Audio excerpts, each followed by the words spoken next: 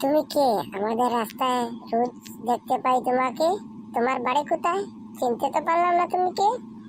এদিকে আসলে আমাকে বলে যেতে হবে, কারণ জানো না তুমি আমি এই রাস্তার গুন্ডা আছি। আমাকে বলে যেতে হবে, নাহলে তুমি পিটা খাবে, মার খাবে, সব কিছু খাবে। আজ তোমাকে বলতেই হবে, না তো রুন্দা দিব আমি। তুমি কে? আমি যে তোমাকে নাম বলবো, তুমি এই রাস্তায় দাঁড়িয়ে আমাকে জিজ্ঞাসা করবার কে আছো? আমাকে তুমি জানো না?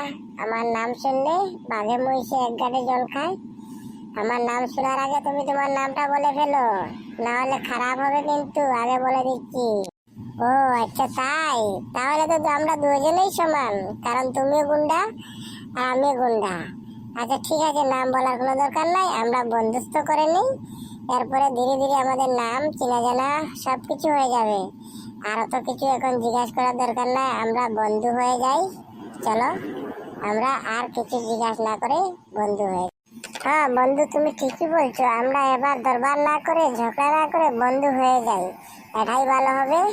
আচ্ছা দোস্ত, তুমি আমাকে তোমার বাড়ি নিবি, না হলে কিন্তু বন্ধুত্বটা প্রমাণ করা যাচ্ছে না।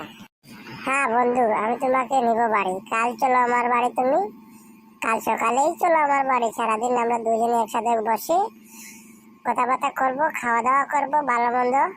এরপরে তুমি তোমার ঘরে চলে আসবে, তারপরে আমি তোমার ঘরে আসবো। বন্ধু, কাল সকালেই তুমি চলে আসো।